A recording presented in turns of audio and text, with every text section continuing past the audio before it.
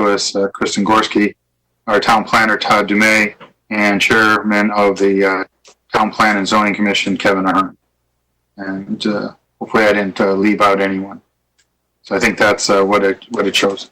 So we'll just say that's everybody who's present. Opening remarks is the next item on the agenda.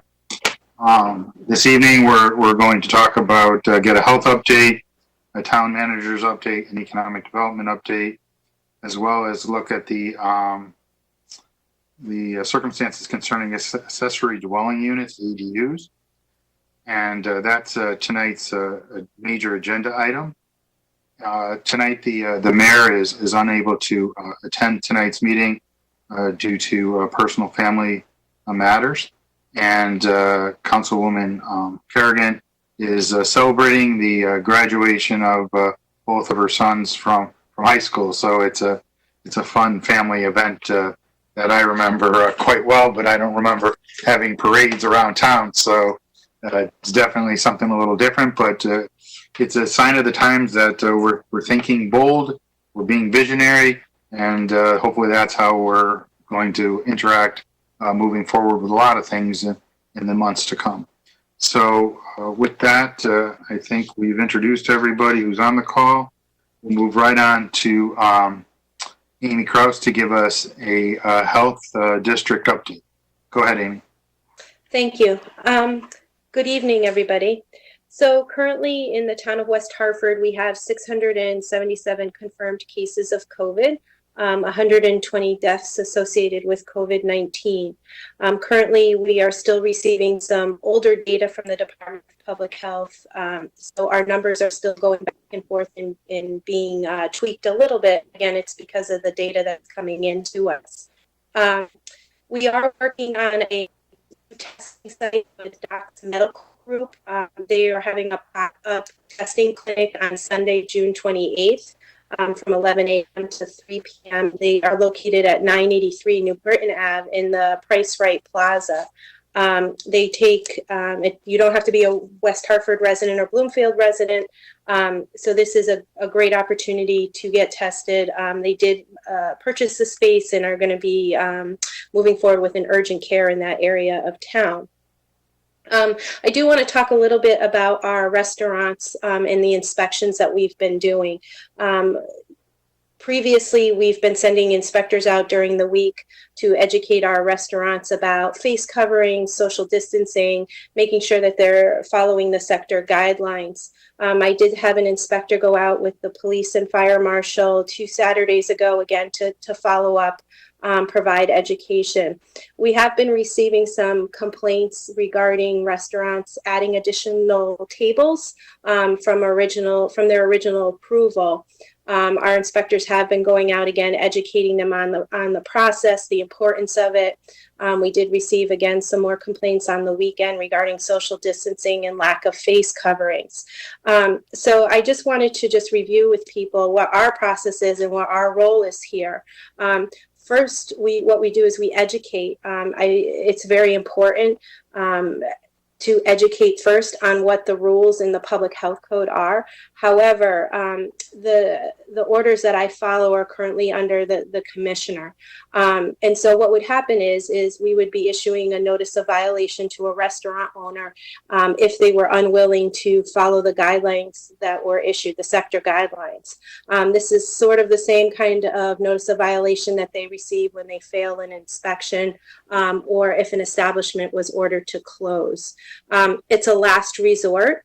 However, I just wanted people to be aware that we do take this very seriously. And again, if restaurants are unable to follow the sector guidelines, that ultimately this would be a result of that.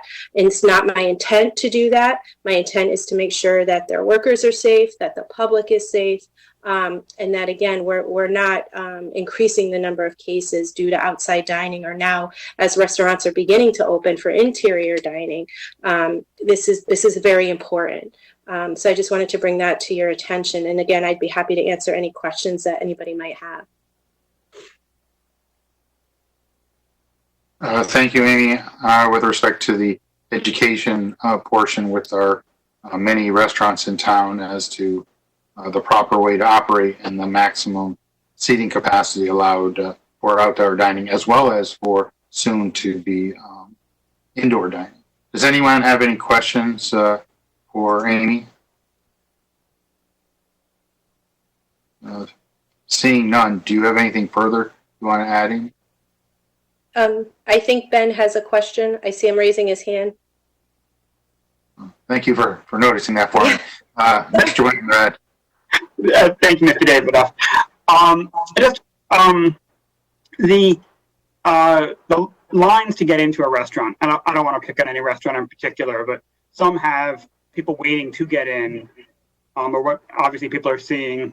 They're on our they're on town property, they're on the sidewalk rather than in the restaurant proper or their area. But who does enforce at that point? Like if there is seeing the lines waiting to get in, who's responsible for doing that? Yep, great question. So we've been working with the police department and also, so we have a team. Let me back up a little bit. We have a team. It's the zoning official, it's the fire marshal's office and the police department. And so what we do is we try to take that opportunity to let the restaurant know, the police department go out also with us, encourage people to socially distance themselves.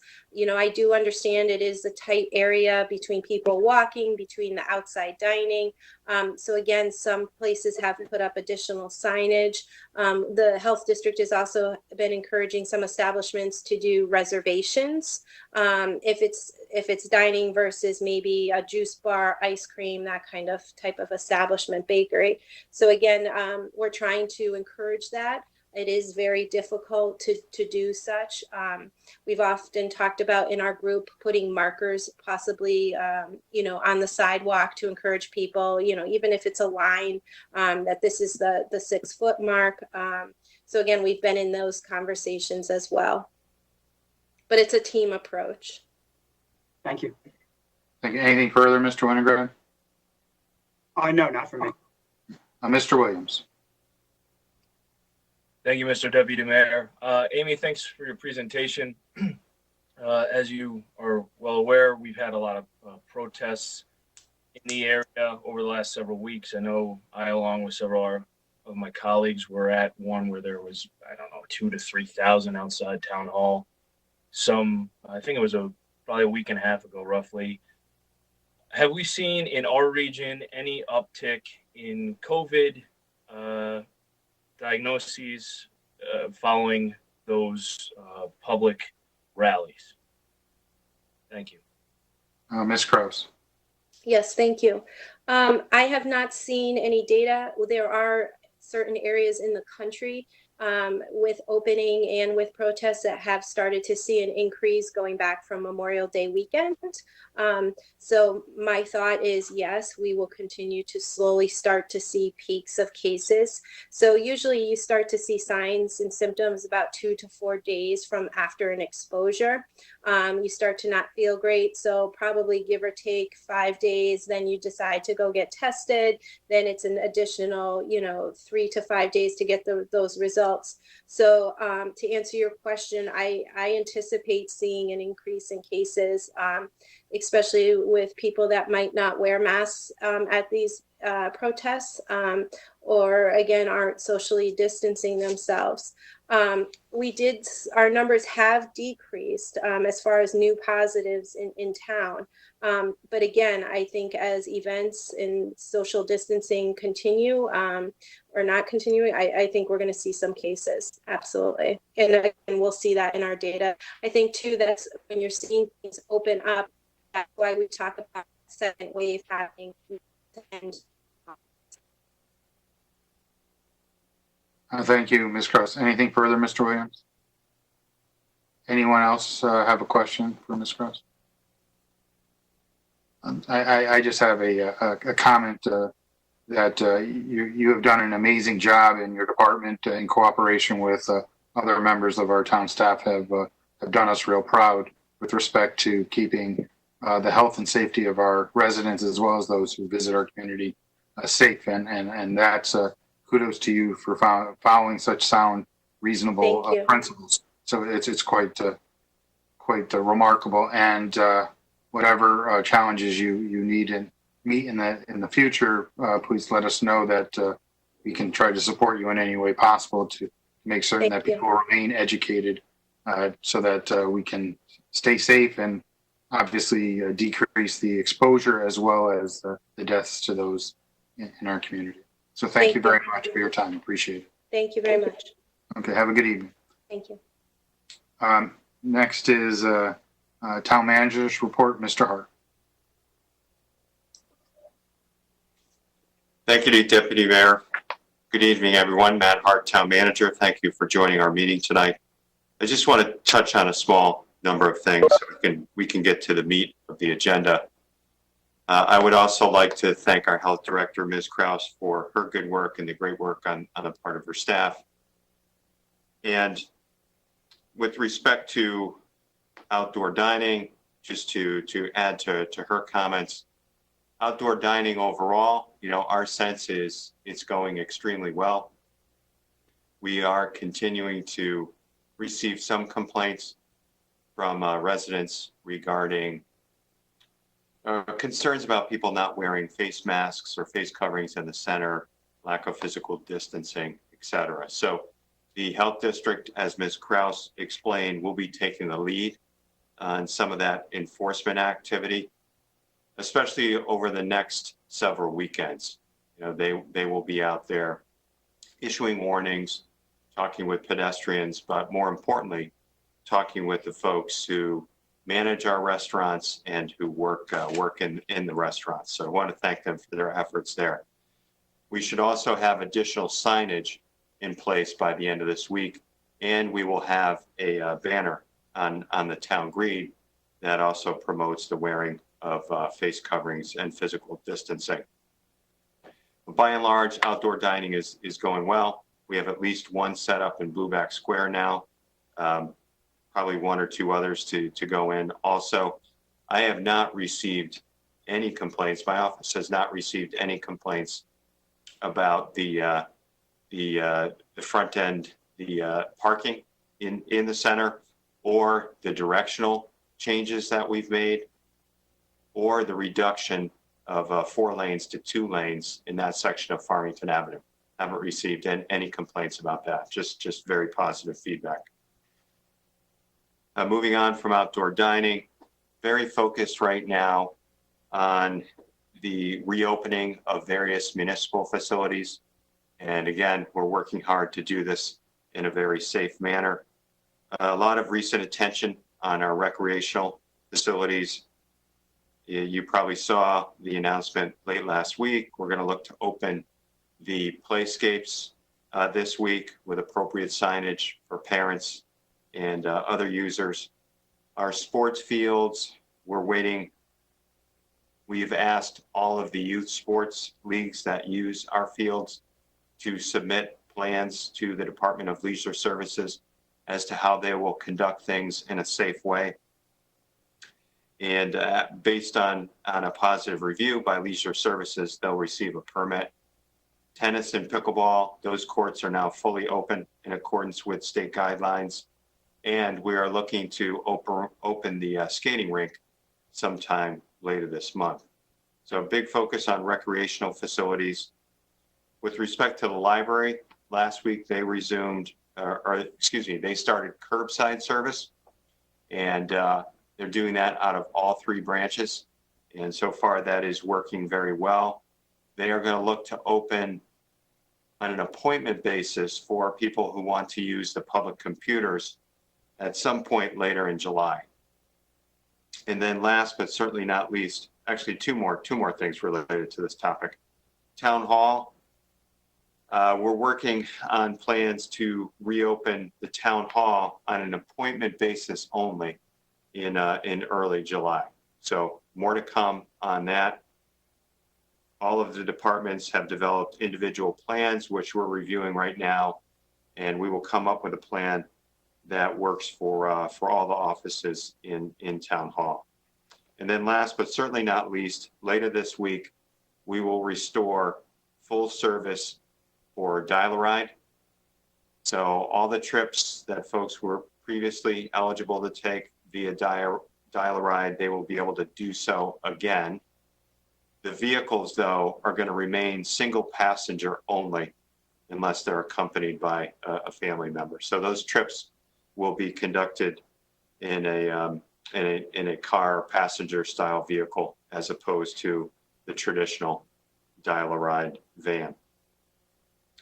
And then last but certainly not least, I want to thank Mr. DeMay and Mr. Gorski for their efforts preparing for tonight's meeting and their good work in supporting our business community, supporting the planning and zoning applications that are coming in. We've had a lot of building activity this summer, and our planning office and zoning office and building office have all worked very closely together, and I think in an efficient and effective manner. That completes my report. Deputy Mayor, happy to take any questions council members may have. Does anyone have any questions for the manager?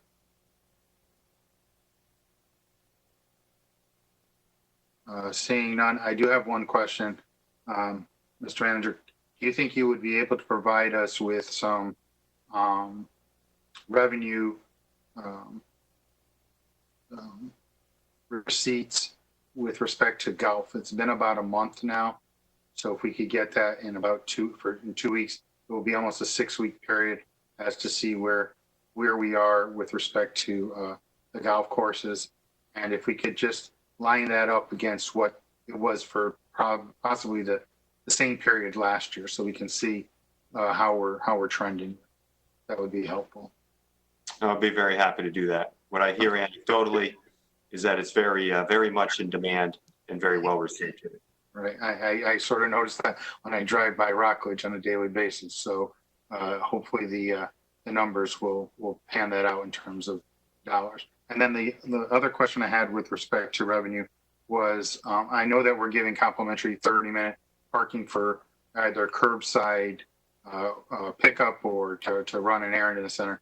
If we could get parking numbers now, or parking revenue numbers for the center district, because I'm presuming that the people who are doing the outdoor dining are paying for the parking, if that's correct.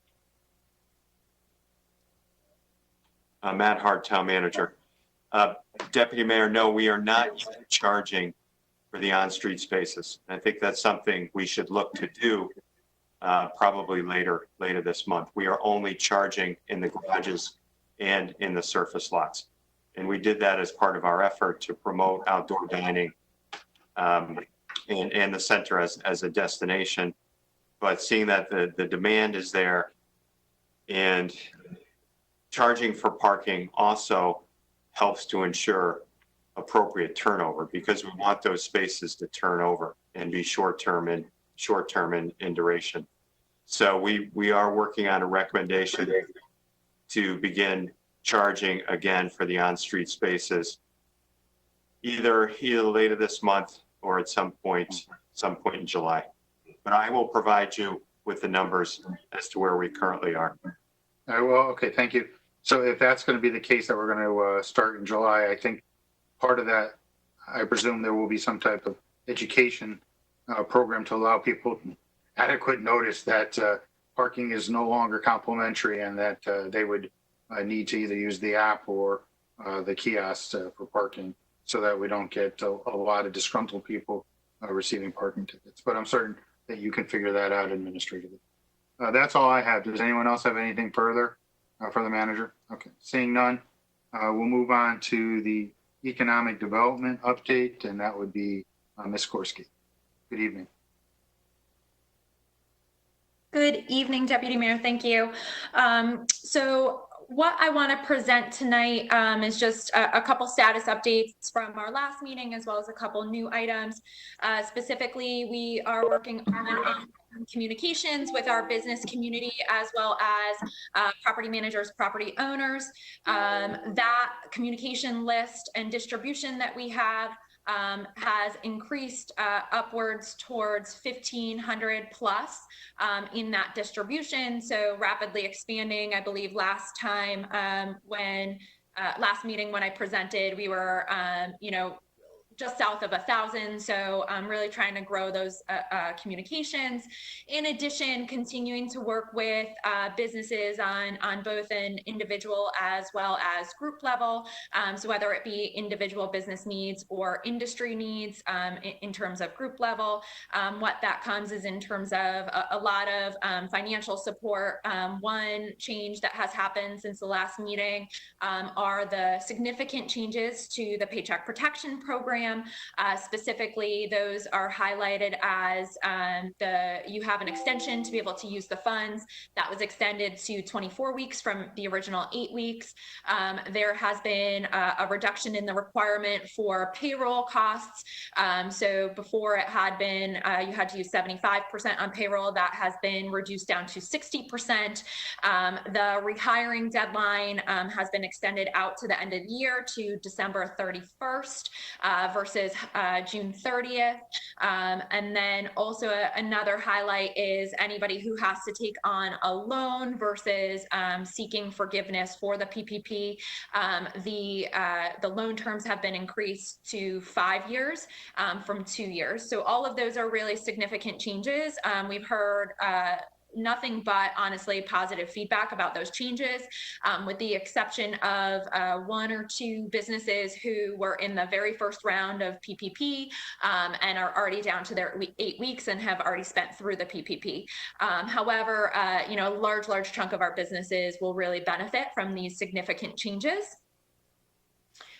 Also working with the chamber, this information should be released within the next couple of days.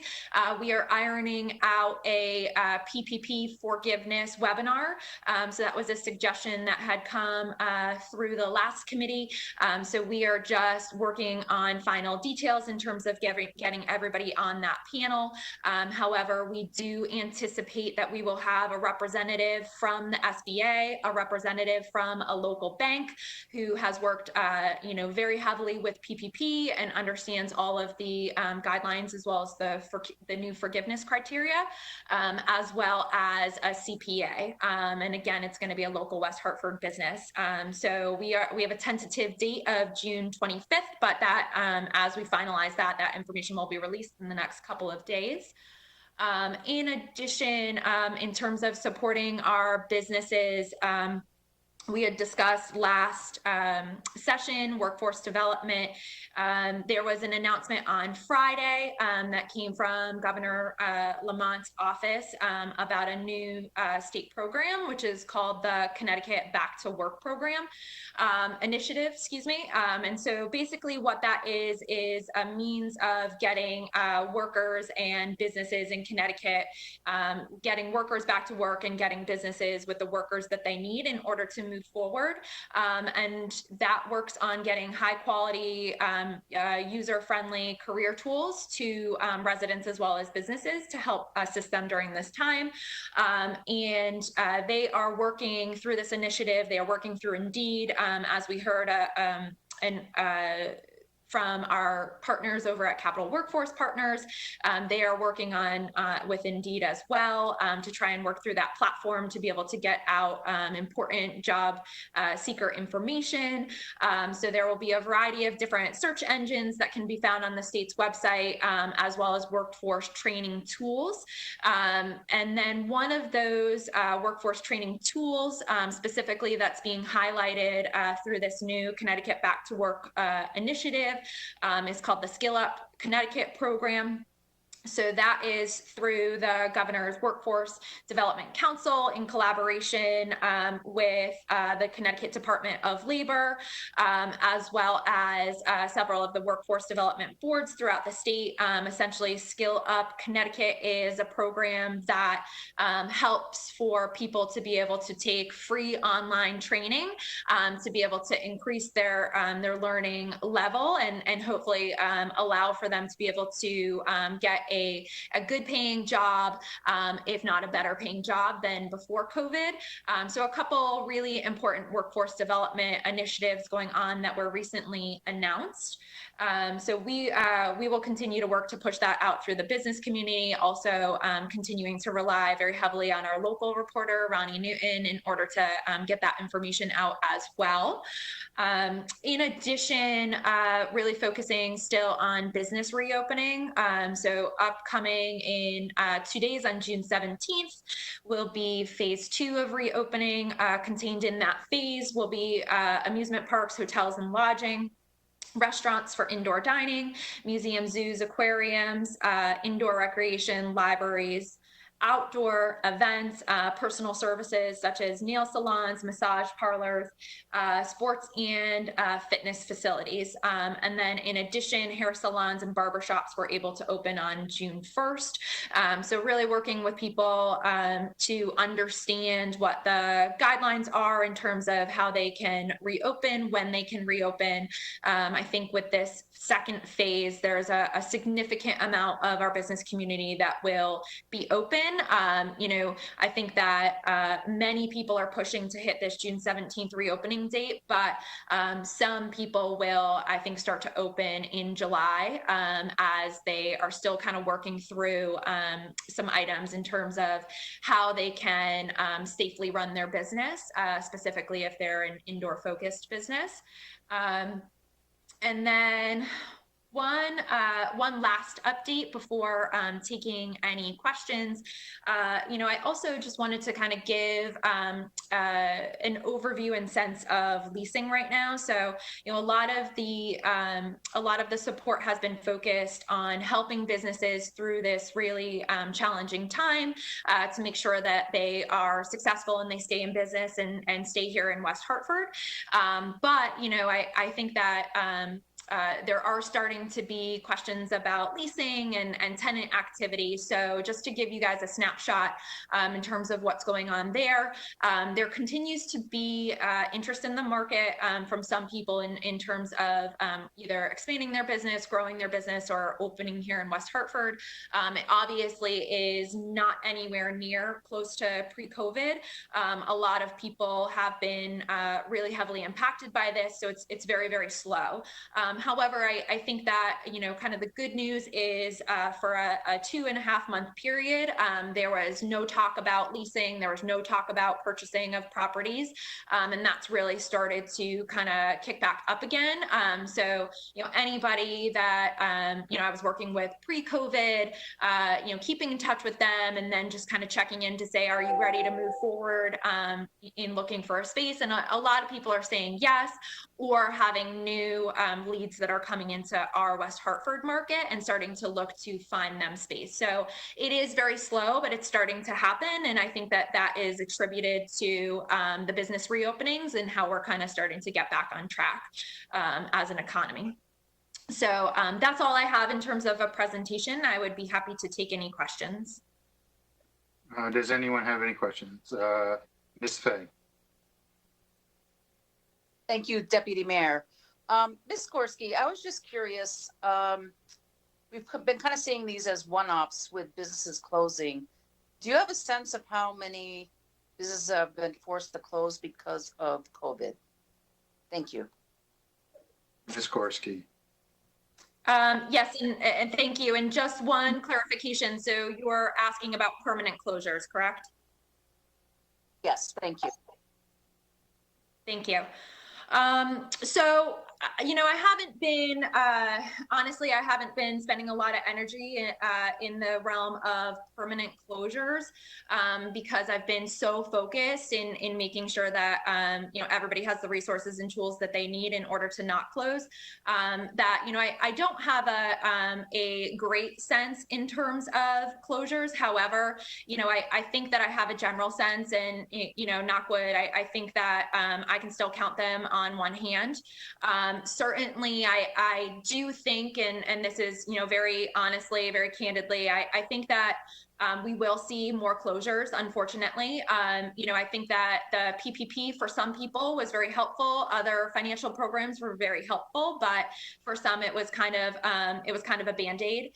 So anybody who was kind of on the edge pre-COVID, I think that this might be the tipping point. I don't know how to kind of quantify that in terms of numbers, but I think overall, though, what I can say is general sense of the community. I think that we're doing fairly well, and that's definitely much better in comparison to a lot of the news, as well as checking in with my colleagues around the state. So we're doing okay, but I think that we can try as hard as we can to track those permanent closures, but hopefully that number does not creep up very high.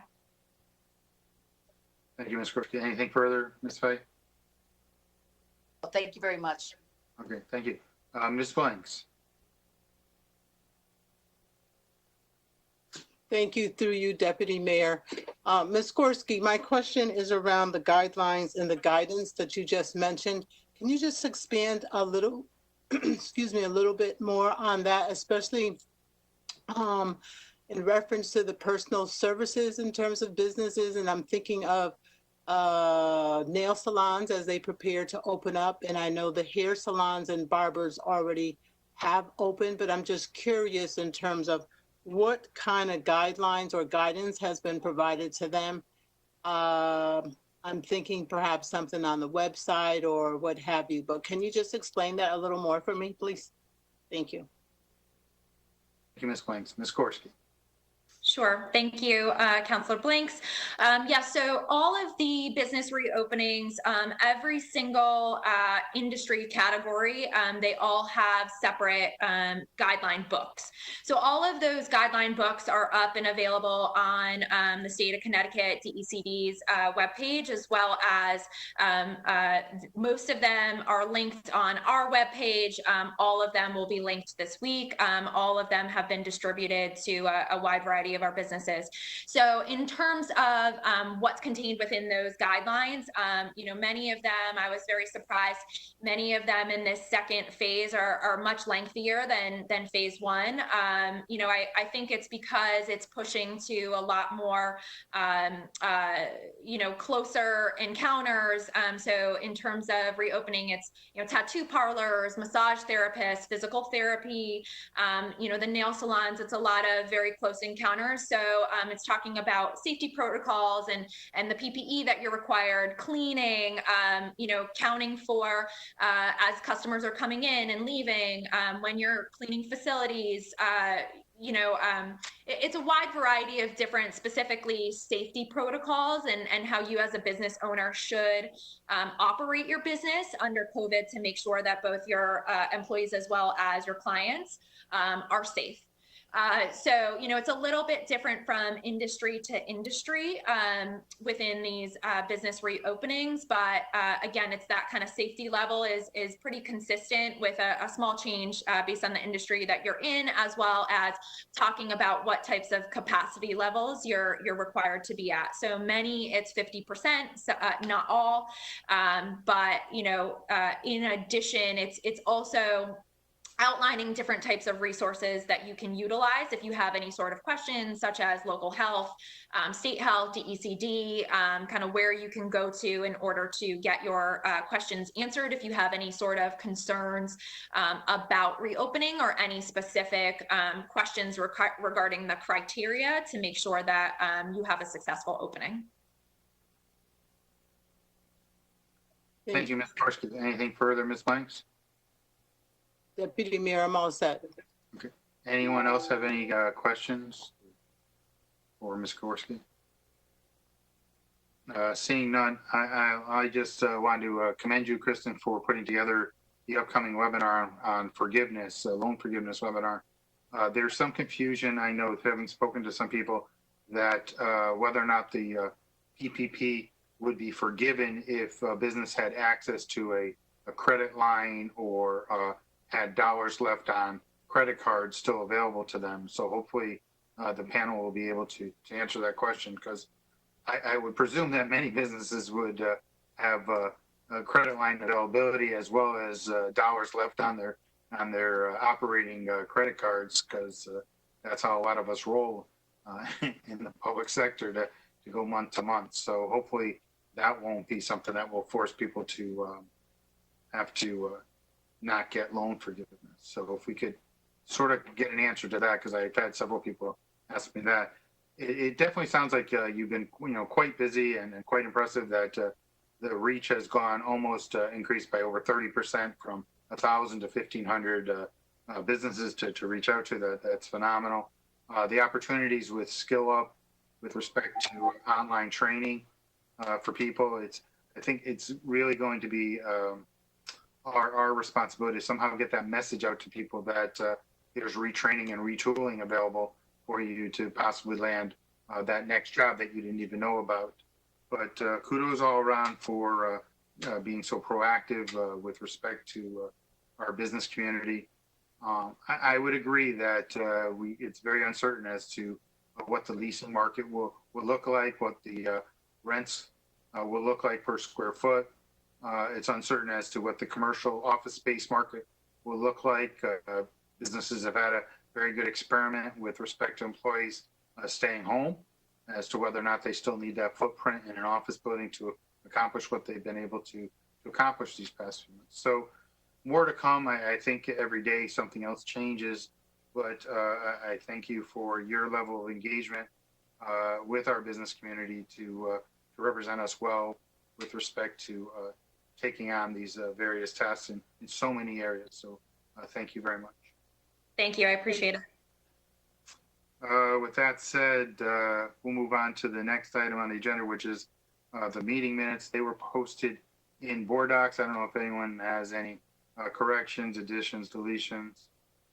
I didn't see anything that needed to be altered, in my opinion, but if anyone else does, I'll entertain it. Any commentary? Okay, so I would say that we would just adopt those and place them on the council agenda for a receipt, seeing no objection. So that will bring us to the next portion of our meeting, which is new business. I know that former Councilwoman Liz Gillette has joined our call. She's a member of the Town Plan and Zoning Commission, as well as Kevin Ahern, who is the current chairperson, as well as Todd Dumais, our town planner. At this point, I'm going to turn this agenda item over to Councilman Winograd, who's been very integral in discussing ADUs in the Community Planning Commission committee of the subcommittee of the council in the previous council. And I don't think we had really an opportunity yet this term to look into that. But I'll just say at the outset that this situation that we find ourselves in probably could have been addressed a little bit differently in terms of isolation of family members and others had this alternative been available to people and had been in existence. But I'll just leave it at that and listen as we go forward. So, Mr. Winograd, I'll turn it over to you, and you can recognize our colleagues and those necessary to make the presentation this evening. And when we're done, we'll turn it back over to me, and we'll just go to our open discussion. With that said, I'll be quiet. Thank you, Deputy Mayor. Ben Winograd, Town Council. Thank you all for coming today, especially to our members of the TPZ. Welcome. And hopefully we'll be able to have a bit of a discussion today about this issue of accessory dwelling units. As the Deputy Mayor mentioned, I've been talking about this issue for quite a few years. We did, in fact, pass a resolution in committee. It went to TPZ, which rejected it. And then we had further discussions. It ended up being part of the POCD for the town. So TPZ did get a chance to review it in that process, really with a joint idea that we should revisit it after that process was completed. I really see, and I'll take a little to, as I've grabbed the mic, I'll take a little bit of prerogative to go on a little bit, and then before turning it over to Todd Dumais, who's been really doing some great work on this recently. I see the allowing accessory dwelling units is really something that addresses directly aging in place, making it more affordable for our seniors to stay in their homes by creating the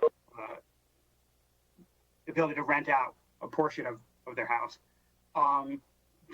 People I would rent it to would also be creating a need we have in town of more workforce housing.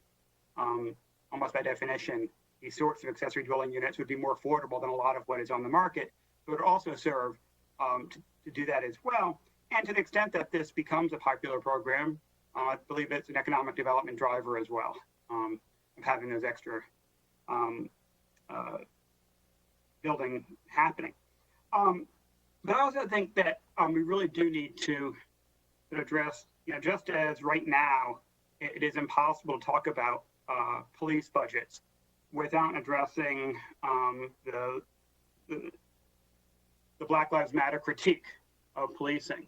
You just can't do it in a vacuum anymore, whether we could have before properly, but right now we know we can't.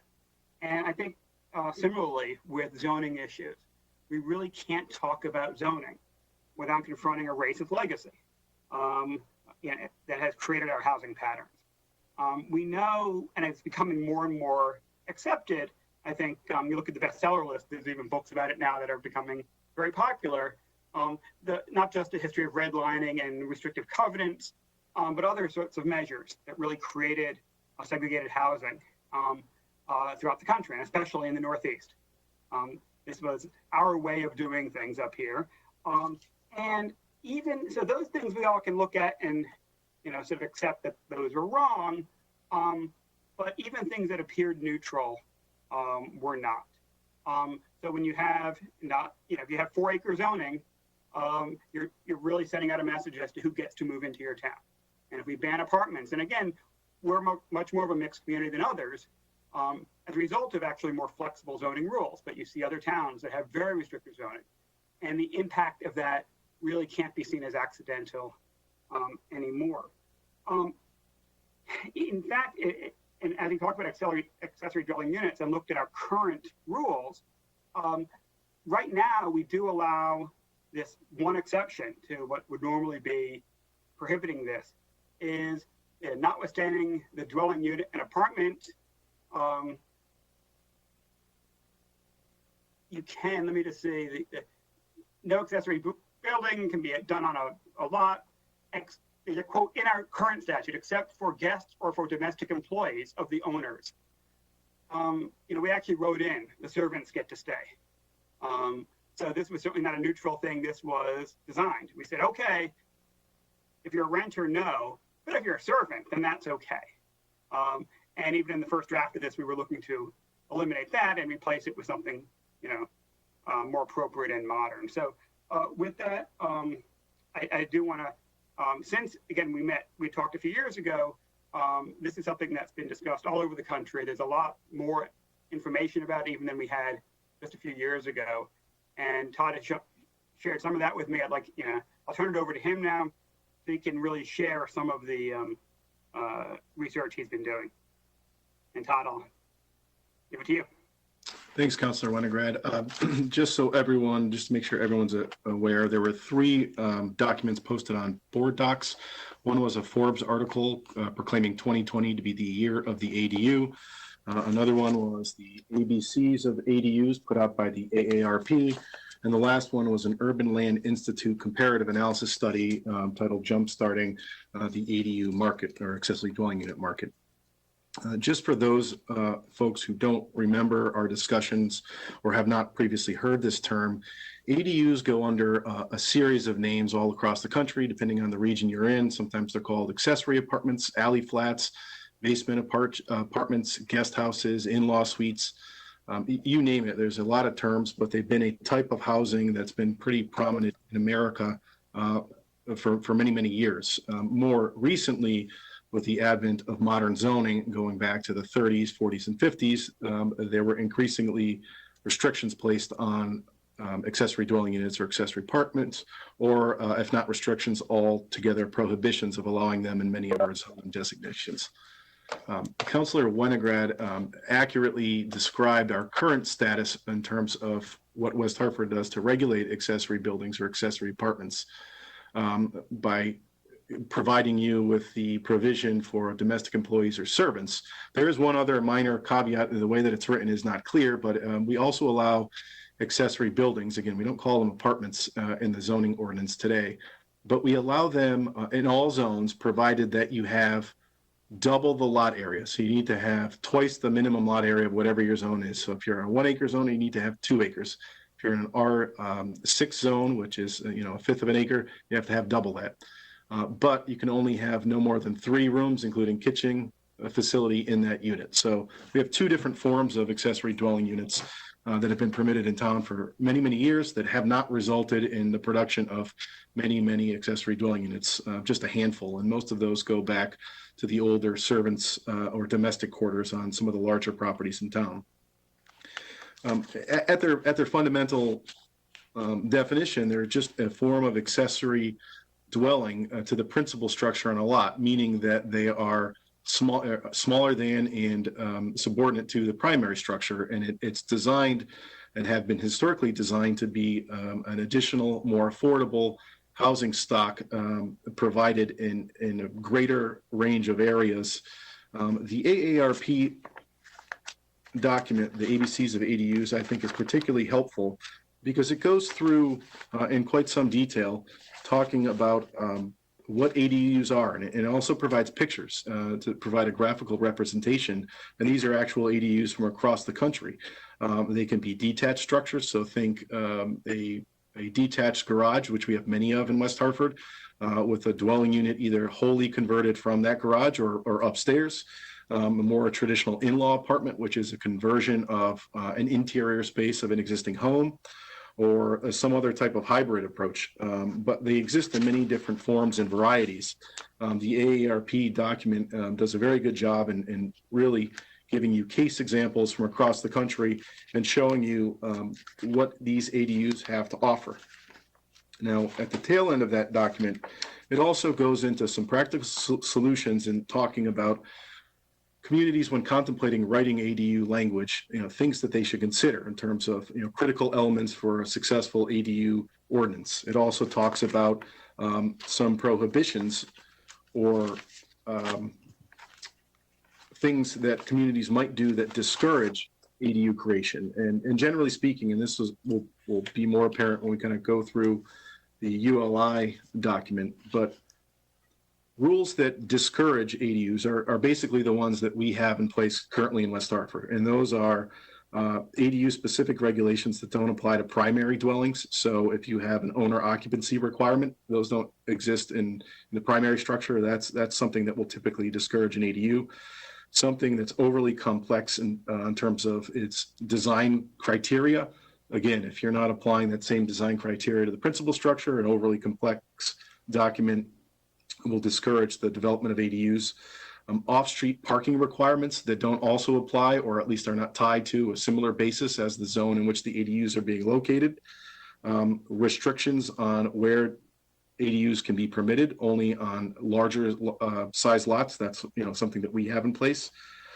Or caps on square footage relative to the primary house that make it easy to add an ADU on a larger lot, but because you don't appropriately scale it or provide a ratio, nearly impossible to do it on a smaller size lot. This research is kind of borne out in that ULI article. Now, I will acknowledge that the ULI article looks at 3 communities, none of which are directly comparable to West Hartford. It looks at Portland, Seattle, and Vancouver, so our Cascadia neighbors to the northwest. But those findings, I think, are applicable across the country for many reasons. And the barriers to ADUs that are identified right in the front of that document are those zoning or permitting barriers, zoning laws, financial barriers, high upfront costs, and they also attribute the lack of production of ADUs to the inexperience level of people looking to construct these. Sometimes homeowners take on the task themselves. And it goes through some very interesting statistical information, and it looks at these communities when ADUs were allowed within the cities themselves, and when they chose to make revisions to their regulations to increase the ease of producing ADUs. And you could see based on their analysis, over a short period of time, they went from very low number, if not any ADUs, to sizable numbers of hundreds in those communities after making some easing some restrictions on their ADU production. Now, the Forbes article is also somewhat interesting in that it kind of discusses the concept and sets the stage for the whole country and what happens across the country. And I think if we explore this issue, local restrictions tend to discourage the development of ADUs. And by local restrictions, oftentimes we use that term either NIMBYs, not in my backyard, or bananas. And that's build absolutely nothing anywhere. Now I forgot the acronym, but those two things often result in when you have a restrictive land use controls on the production of an accessory dwelling unit or any other type use, it's hard to develop anything because neighbors will often fight it, even if it's for a valid or a good purpose. And that article points to that issue. And why I sent that, or I thought that was particularly helpful, is some states have started to take a top-down approach, meaning that state governments have stepped in and changed the state rules or the enabling legislation of how local municipalities can or cannot manage or regulate production of accessory dwelling units. In the article I sent, California was one of the states that led that way, and they tried to standardize the approach that communities could take to make production of ADUs more attainable. Obviously, there is a distinct housing crisis, housing shortage supply in California, and this is seen as a broad goal to produce more types of housing affordability, housing range, and housing needs. That's kind of a summary of the concept, and I think we were hoping to have a conversation with the councilors or our planning commission members, and I'd be able to answer any questions that anyone has. I'll turn it back to Ben at this point. Thank you, Todd. Ben Winograd, Town Council. I will open up to questions. Just before we, you touched on the issue of the top-down approach. If you could talk briefly about the initiative that Sara Brennan has been addressing, the seminar the talk we were on last week, might be helpful to people. Sure. So there's a current initiative that's being spearheaded by Professor Sara Brennan. I think that's the title she's using while she's conducting the initiative. And she's trying to organize planners, land use attorneys, architects, landscape architects, and any other interested people in the real estate or broader community to look at very concentrated land use reforms throughout the state of Connecticut, and to address some of the reasons that Councillor Winograd has addressed, some of the larger social issues that zoning, as it's developed over the years, has really created restrictions on where certain people can live and in certain communities. So she's created this task force and hoping to come up with state level changes that could be instituted at the state level through changes to enabling legislation.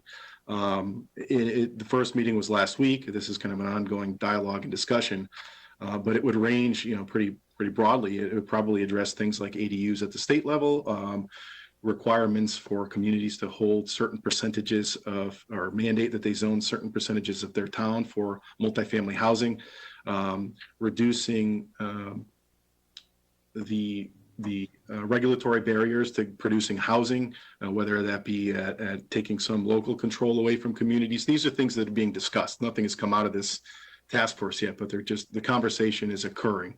And that's something that will be ongoing that we could certainly report back to this committee or TPZ or the council at large on as that conversation progresses and develops further.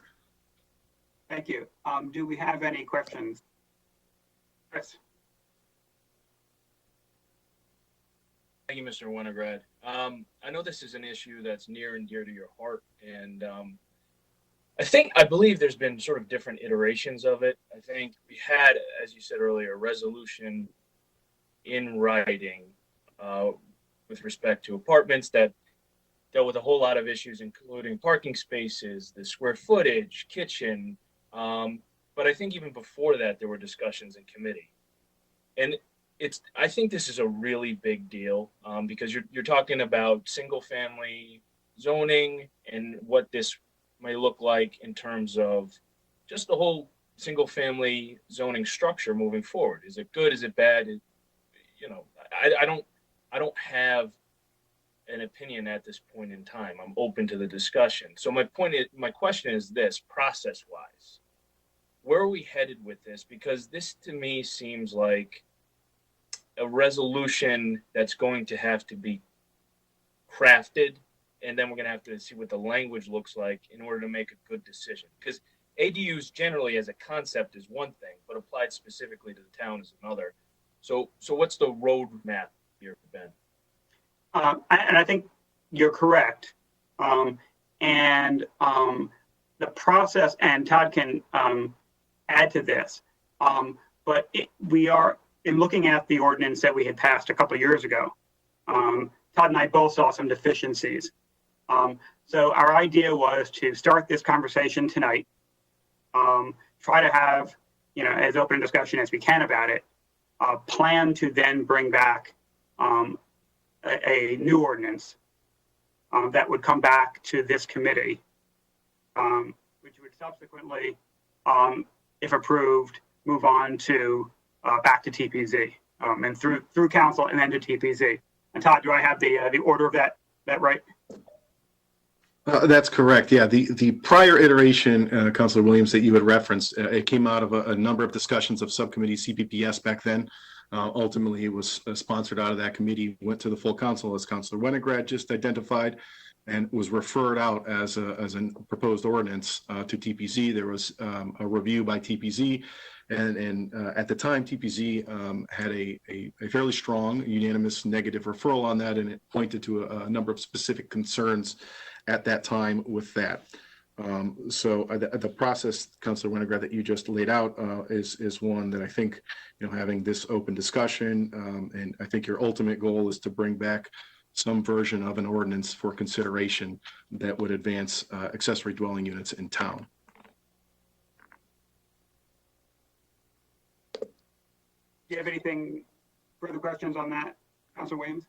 I think, no, but in terms of just the substance of it, my primary concern with this issue has been and will always be that we don't sort of throw the baby out with the bathwater. So, we Mr. Winograd, you'll remember in our first term together, Mr. Van Winkle had town staff do the study about affordable housing in West Hartford, and he found that although we don't have as much as maybe some would like in terms of affordable, meaning subsidized, we do have stock that's mathematically affordable to incorporate housing that is. My point being, we have a really good catalog, a really good inventory of housing, and a piece of that is the single family option. I think my concern is less about, and I think for everybody, is less about having an elderly relative be able to stay in the house. My concern would be almost like a college student, or that kind of dynamic. If you have a family, one parcel next door, you have a college student move in or something like that, and it's just a lifestyle that's not consistent. And I think one of the good aspects of what our town has done in terms of zoning is that there's consistency in neighborhoods, and there's a nice transition, and it creates a sort of a smooth environment for investment, both personally and commercially. And so that's my number one concern, that we look at this through the prism of, acknowledging that the single family unit does serve an important purpose for our community, and that we don't lose what makes that an appealing investment for future residents by passing an ordinance such as this. And I think the last iteration made efforts in that regard, particularly when they were talking about requiring off-street parking space and so forth and so on. So that's what I put out there. That's my concern. Obviously, we've got to drill down on the specifics.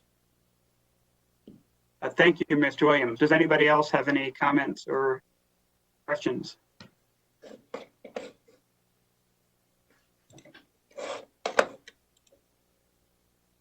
Hearing none on that, I will throw a second question, in that we do hope to bring in, and Todd and I talked about potential speakers to bring in to address it. If there's a particular type of concern that people have, that we can look to try to find. I know we talked about the partnership of blanking on the full name of it. Todd, help me out. Partnership for Strong Communities. There we go. I know they have a speakers bureau and have been, have that sort of statewide perspective that might be helpful. Again, perhaps, we certainly have people in town who can talk sort of the history of how some of these ordinances came into place in the first place, and why we have, the situation we have. I mean, I will say I go with, a fairly libertarian view of some of this, is that if we're going to have government telling people what to do with their property, we need a pretty good justification for it, and that we need to sort of show why we're doing things. And the default should be, letting, to some extent, the market prevail. With restrictions. I'm not against zoning, but I do think we need to sort of be pretty clear as to why we're putting in restrictions. Todd, what I would ask, in terms of Councilor Williams' question about, into that in terms of demand, do we have any idea about what kind of desire residents do have for this? Is there a way to, track that? That's a good question. I actually think that perhaps former Councillor Barnes raised that issue at one of our CPPS meetings many months or years ago now. And we don't have a good way in terms of an actual market study. We could certainly look in if there's any data from local realtors that track that specific request. I could, if Kristen is still on the phone, we could look at some of our new real estate software to see if that's something we can track through that system, which the name of it escapes me. Anecdotally, I can tell you that my office will receive a number of calls every week from property owners or real estate agents asking whether or not in-law units or accessory apartments are permitted. And again, we don't track that. We could certainly start doing that, but we do receive several calls a week. It's not, dozens of calls, but it's a couple of calls a week as houses come on the market. Sometimes that could be related to people that have these units illegally. Certainly there's some amount of illegal accessory apartment stock within West Hartford today. They might be asking the question when they're looking at a house or putting a house on the market. But we don't have good numbers around that. So that's something we could certainly look into and try to bring back a better picture around that specific issue. And I did, if it wasn't, Chris, did you have a question on that? Yeah, please. Thank you, Ben. And Todd, that's an interesting point. So two things, I guess, that I thought of as you were speaking. Maybe the first one would be, it might be interesting to bring in the assessor to talk about this, whether it's a pro or con for the real estate market, and similar to the real estate agents, someone to speak to the financial aspect of it. And then to dovetail off that, it might be interesting to look at what our competitor communities are doing in that regard, because having an in-law apartment may be an attractive thing and may not be an attractive thing, but it'd be really interesting to know what our surrounding towns are doing. And I believe, Todd, you spoke to that 2 years ago when we did this. So maybe there's an update on that. Thank you. Thank you. Todd, if you'll respond, then Carol, I got you next. Yes, we think I can coordinate with Matt, but I think the assessor or someone that's qualified to speak of that, real estate financial impact of these type of units, and then a more in-depth peer community review. We had done, I wouldn't consider an in-depth one last time, and I'd like to broaden that net to get a better look since our last discussion. I would certainly have that back to you. Off the top of my head right now, I could tell you that Avon, Windsor, Bloomfield, Hartford, South Windsor, Farmington, just to name a few, all permit some form of accessory dwelling units or apartments. I think Simsbury as well was one that I remember, but I wanted to update that to provide it in a more digestible format to look at, just because they allow it, to see what they allow, I think is more critical. Whether or not they're putting in place restrictions that actually prohibit them, or they're more permissive and have more meaningful production of units. And I remember at the time, Councillor Williams, I did check with some of my colleagues in those communities, and most of them do not have a significant number of applications for these on any given year.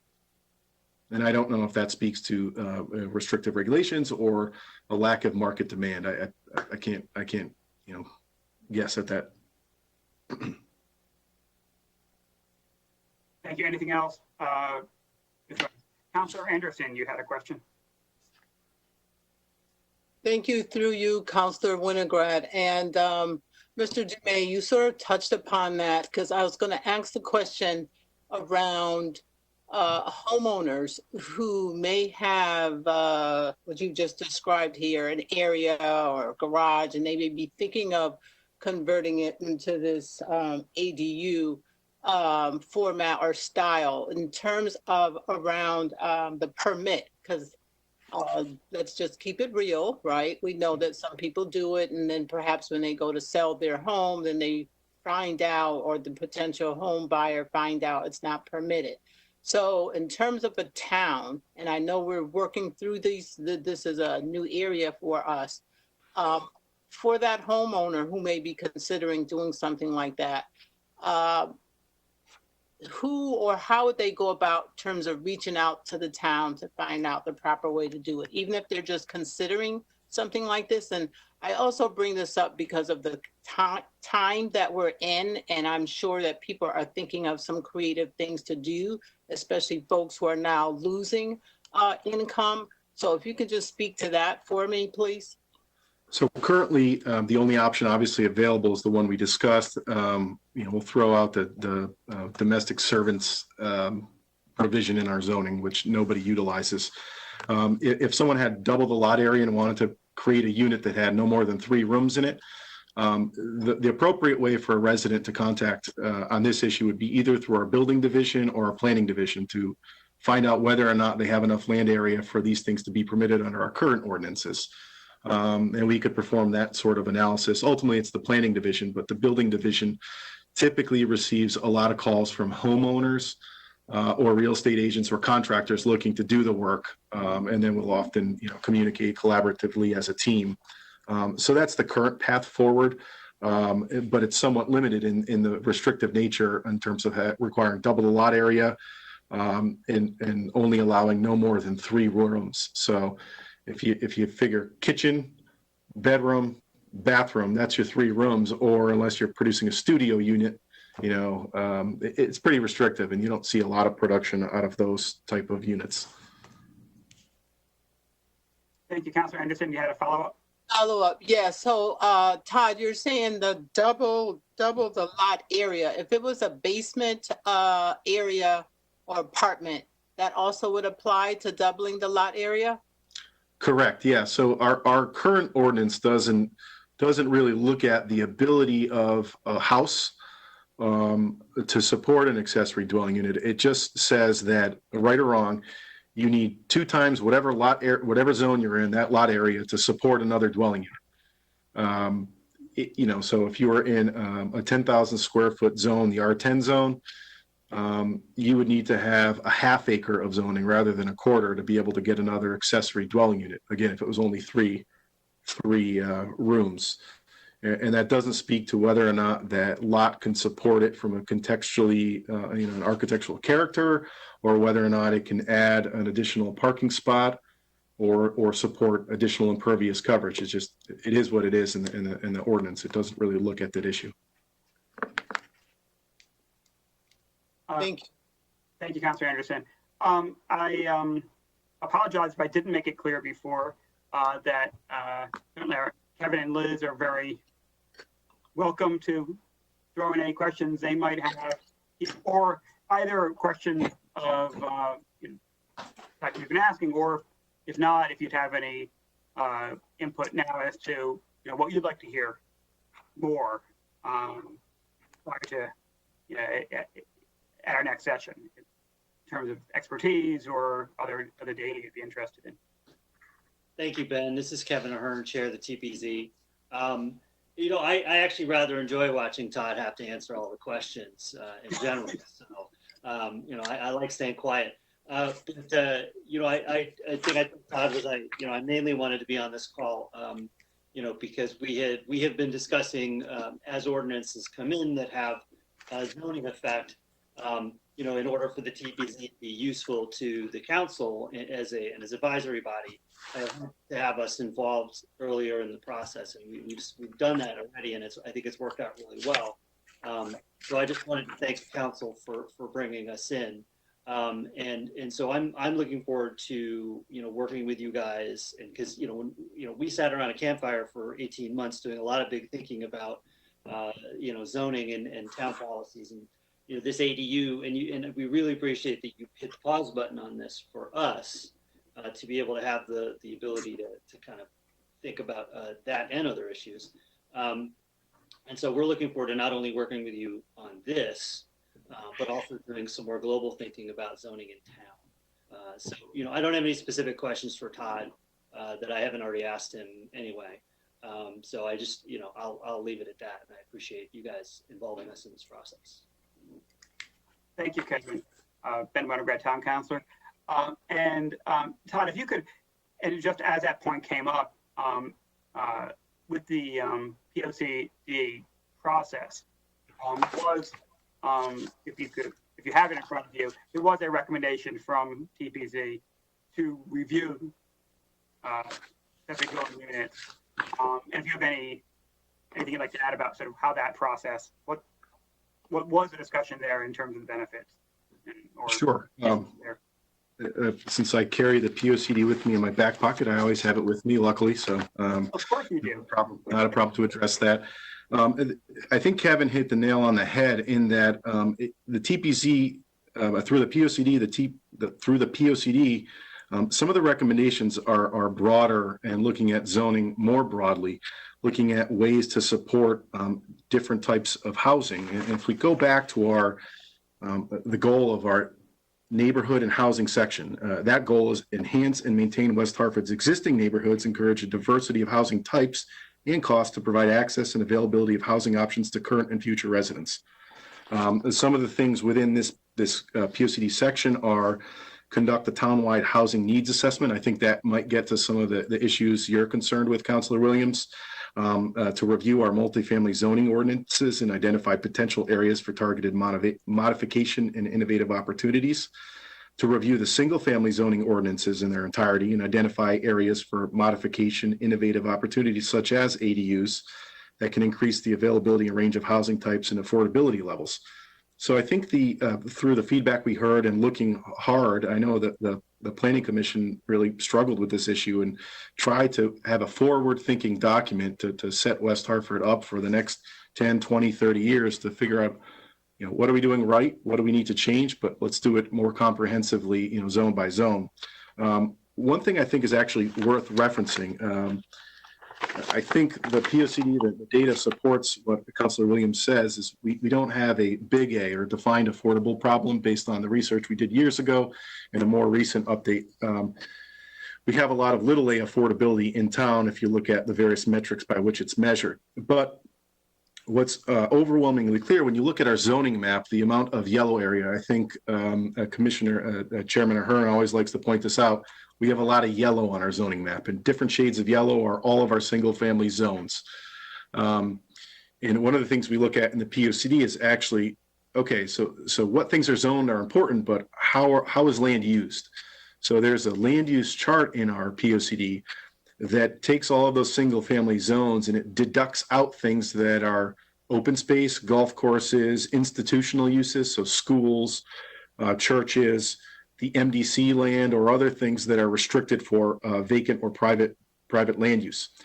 And when you pull all of those things out and you look at the town in its entirety, there's still 45% of the town's entire land area that's only devoted to single family use, and only 3% of the town's land area that's actually used for multifamily housing.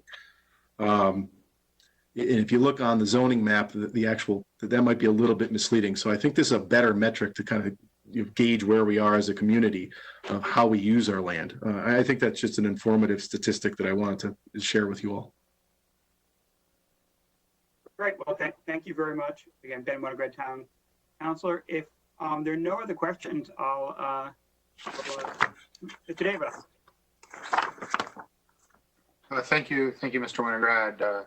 Thank you, Mr. Dumay, and Mr. Ahern and I share a common bond in the sense that we've both chaired the Town Plan and Zoning Commission. So for us, we find to be very exciting. Well, some of those sitting around the table here this evening may not feel the same. So I share Councilman Williams' concerns. I think it's often said that most people consider their home their major investment. It's probably their largest asset that they want to make certain that they protect, and that it does not, that the quality of life that they've come to expect remains. With that said, I think that we can find some common ground and ways to enhance our zoning code, because it's basically almost like our Constitution. It's a living document that basically lays forward basic tenets, but changes as the times change, and keeps us relevant with respect to adjacent communities. It allows us to be on the forefront for when people are seeking communities to reside in. They often wonder, well, why is that not allowed here, or what opportunities do we have here, and how is our life better because of what the zoning code permits, instead of looking at in the negative, what does it restrict? So we often find applicants come before either the council or the TPZ wondering what can we do, what are the possibilities, what is feasible, what is possible.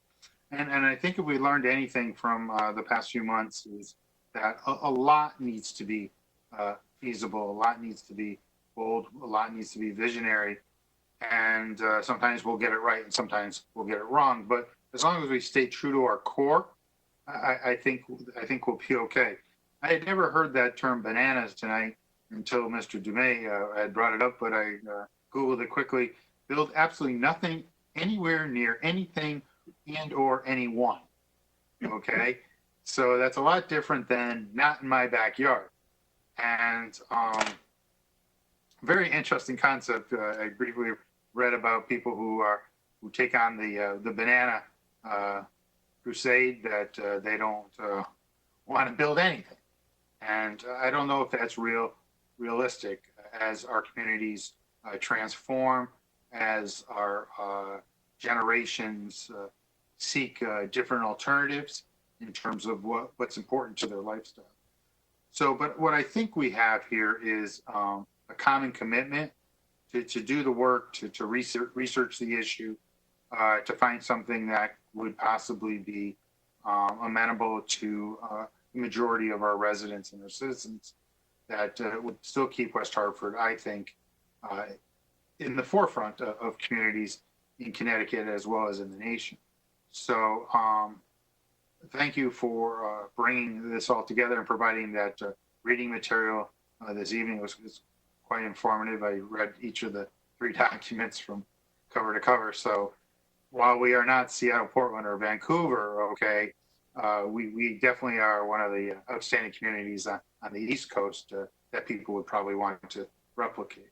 So I think there's enough interest to look at this, but I think so that we don't go down the same path that we went down several years ago, where it was a unanimous rejection by the TPZ. I think tonight is the first step of saying we're possibly thinking of looking at this, and we would appreciate to work in conjunction with the zoning body to see what alternatives and what opportunities exist to transform life in West Hartford that's consistent with the well-researched and developed and recently supported plan of conservation and development.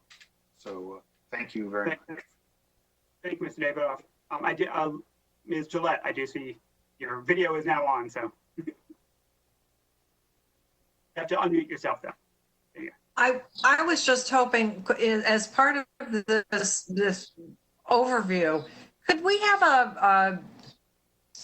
a list, a discussion, an understanding of what kinds of permits we can give. I know one of our bugaboos for all of us is that you grant a use to someone and that person's great, but you don't know what the next person who buys the property is going to do. So I think, if it can be tied, what are our options in terms of tying the use to the homeowner as opposed to it running with the land? And I'm curious if there's an opportunity there where you don't create properties that are tied forever with this right of use, as opposed to an individual who has a circumstance or an opportunity, and it would be reviewed if it was to be continued. Thank you. Thank you. Todd, do you want to address the differences between the terms used there in terms of a use versus sort of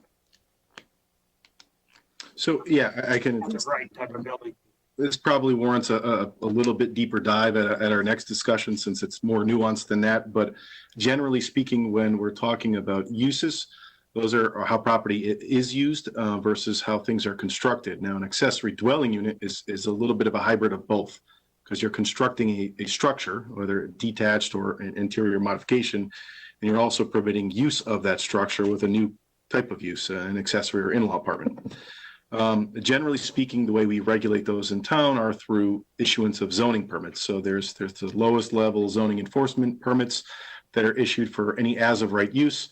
You obtain those through staff. They issue the permit, and you're granted the rights to do that use or improvement through the permit. And that really can't be taken away from a property owner who's complying with the conditions of the permit. The next level of use is kind of a site plan level review. It's also an administrative level permit, but you have to provide additional documentation and information. Again, if you're complying with your site plan, you can't really take away that use from the property owner. The other type of permit that's frequently issued, and Liz, you know these well, are special use permits. Those are the type of permits that are issued by our Planning and Zoning Commission after issuance of a public hearing. There's specific findings, much like the council's STD findings, that need to be made. And those type of permits, those run with the land. So those you really can't take them away. I suppose you could proceed with enforcement actions. There's a parallel type of permits issued, and those are issued from our Zoning Board of Appeals. So that's that one unique land use body that has the specific rights to vary or grant relief from the ordinance, zoning ordinances. And those also run with the land. So those are the main classes of permits. The problem we run into with uses, if it was a lawfully permitted use at the time of the permit or the adoption and institution of whatever it was developed under, they essentially get conferred non-conforming rights or status if the regulations are ever changed in the future. And it becomes more of an enforcement issue if someone's not complying with ordinances. But we could explore that a little bit further at the next discussion. I could prepare something to that question, Liz. Ben Winograd, Town Councilor. Thank you, Todd. Thank you, Liz, for the question. I do think that some of these will be clearer. Next time we speak, we should have an ordinance in play, a draft to review, and we'll be able to talk specifically about what, how the rules would work to that. Rather than more theoretical. I think that during that discussion, I think Kevin and Leon were loving that, and I'm not sure the rest of us were. But no, I was going to be helpful to have an actual new document to look at that point, and then distinguish between what would go with the property and whether it's a use permit. So with that, unless anybody else has any comments or questions, I'll turn the metaphorical mic back over to Deputy Mayor David. And thank you all for participating. Thank you, Mr. Winograd. Thank you, Mr. Hearn. Thank you, Mr. Lett, for participating. Thank you, Mr. Dumaine. We pretty much opened that topic, and more to come. So thank you very much. The next item on our agenda is open discussion as to whether or not anybody has any other topics that they would like to focus on in future meetings with respect to economic development and or workforce recovery. So are there other agenda items that we want to pursue? I did have one that I would like to get an update and find out where we're going, and that has to do with our website. It was anticipated that by this time of the year, when we were pre-COVID, we would have that new website up and about, and we were going to have Celebrate West Hartford and have a big launch of the new website, and then things have just totally transformed. But I think as we start to move forward here, I think the website plays a key role in providing information to so many people who access the services and seeking the information necessary from the town. And it's just a key component for us to make that link between government and the private sector. And it's so important in the everyday lives of our residents. So perhaps, Mr. Manager, if we could put that on the next agenda and involve the necessary people from information technology to see where we are there. Mr. Hart. Matt Hart, Town Manager. Deputy Mayor, pleased to report that the new website will be live by the end of this month, by the end of June. Certainly, COVID has impacted the organization in many ways, and our IT department was extremely busy. And I really want to credit them for being able to keep this project moving. So very excited to the launch, and I think when we're ready to launch it, if we could do a presentation to this committee, maybe touching on some of the key features, et cetera. That would be wonderful, Mr. Hart. And then I think to tie in there, we did talk about one of the last meetings, I don't know if it was, it might have been Mr. Sweeney's committee meeting, where we were talking about the digital divide and how we could possibly improve our connectivity in our community. And there was some discussion as to people from community development working with IT to see where our public Wi-Fi infrastructure is and what we could do to bolster it. I know that's been a concern of our mayor for many, many years. And I think this pandemic has definitely illustrated the need that exists in our community for people to have access to the internet and to the services that provides. And I think Martha Church illustrated that people were parking their cars in the parking lot so they could get onto some type of town Wi-Fi. And I don't really think we really need to encourage people to leave their homes to go near a public building to be connected when we can probably find some solution that would be a lot better for people and would improve their quality of life. So if we could sort of figure out, how we navigate that landscape, I think that's sort of related in terms of the information technology. I don't know if anyone else has anything further. I also want to, one last thing I had was start to look at some of the zoning regulations that we currently have. I know you and I, Mr. Manager, have talked about we're going to extend the on-street parking. I think we thought till the end of September, and possibly look at how where we go next after that in terms of do we keep it in place or do we make modifications with that? So I think more to come there. And I know I've had a discussion with the town planner with respect to drive-throughs, and I think Mr. Williams I've had a discussion with him offline. Would be interested in looking at that as well, as to what we can do to see why they're prohibited and in what circumstances would we find them to be permissible, and how could businesses move forward with those kind of opportunities. We saw a lot of people who are still not going out and who would love the option of just be able to drive up to a business and through a window get what they needed. So I've had discussions with the town planner, and we talked about some of the policies, but I think those kind of discussions, I think we need to move forward with. And then the last one I talked to the town planner about was our home occupation ordinances. We're noticing a lot of people working from home, and I think we should just sort of review as to what's permitted there. Obviously, you don't really want to have a bunch of people come into your house and performing things that are better done in a commercial district. But we do have a lot of people who are working from home, and how is that being impacted here? And if it's true that the commercial office space market doesn't rebound to where it was before, you may see things changing and where people may feel more comfortable meeting in somebody's home to complete that same task there. So, and that does have an effect on quality of life issues in various neighborhoods. So those are just things that, with respect to the zoning code, that I was thinking of, and there may be others that other people have. Mr. Williams. Thank you, Mr. Deputy Mayor.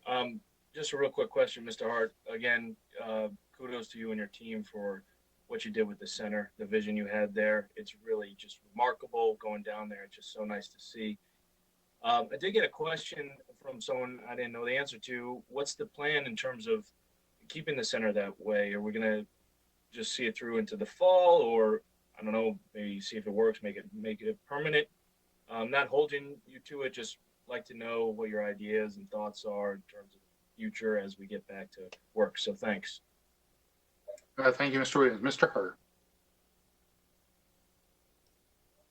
Matt Hart, Town Manager. Thank you, Councillor Williams, for the question. And actually, leading up to the pandemic, we were working on a couple of related concepts.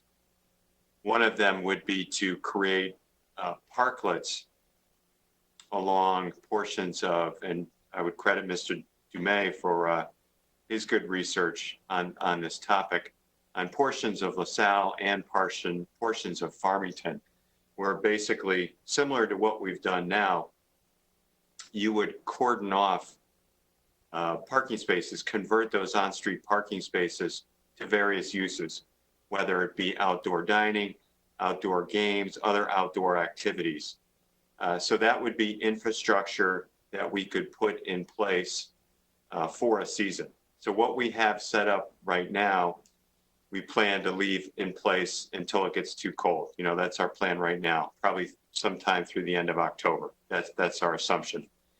But we're very much interested in doing something similar in future years, and coming up with plans and purchasing the equipment we would need to do that.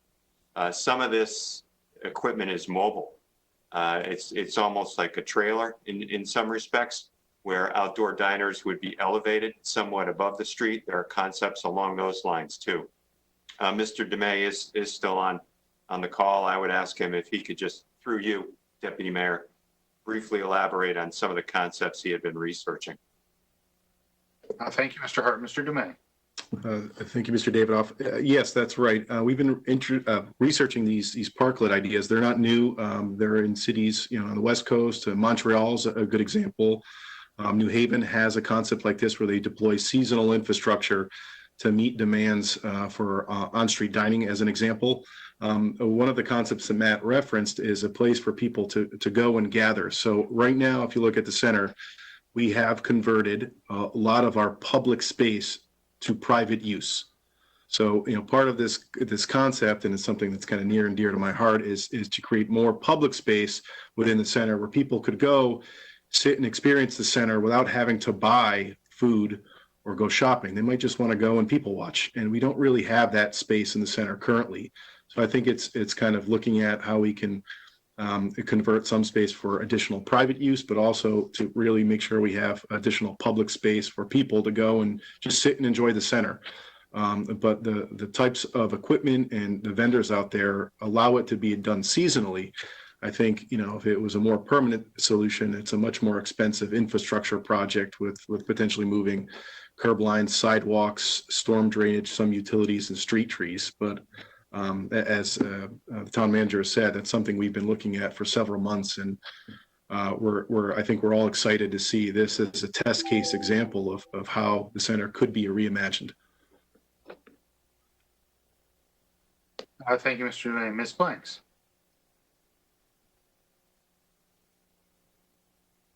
Thank you, through you, Deputy Mayor, Councilor Carol Anderson Blanks. So I just have a comment, and the comment is, yeah, fantastic job, Matt, to you and your staff. But what I noticed was the mixture of the barriers. So I was happy to see, I believe it was Councilor Kerrigan had mentioned how we need to have these ugly concrete barriers. So I just wanted to point out that it was very pleasing to the eye in terms of how you mixed it up. So just kudos to you and the staff. Thank you, Ms. Blanks. And the flower pots that straddle each of the barriers is a great added touch. And they're very lively and very aesthetically pleasing, and probably in some cases fragrant. Anything further? Okay. Seeing none at this point, I'll just, without objection, entertain a motion to adjourn, and thank everyone for their time this evening. It's quite appreciated.